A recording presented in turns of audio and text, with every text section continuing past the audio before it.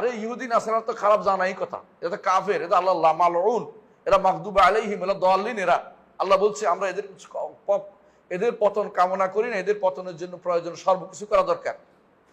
কিন্তু আমার উম্মতের ভিতরে, উম্মতে মুসলিমার ভিতরে যারা ভিতরে ভিতরে খাইয়া খোসা করে ফেলছে, জোগা করে ফেলছে, জোগা নেই বলে মানে একটা কিছু খেয়ে শেষ করে ভিতরে উম্মতে মুসলিমার নাম, ভিতরে আর কিচ্ছু না। এটা ধরলে দেখবা যে ভিতরে কি হয়ে গেছে, হ্যাঁ ভিতরে শেষ করে দিয়েছে। ওখানে তুমি কথা বলবা না কেন? থাক, এভাবে থেকে যাক, এ কথা বলে আর কোনদিন চিকিৎসা হবে না।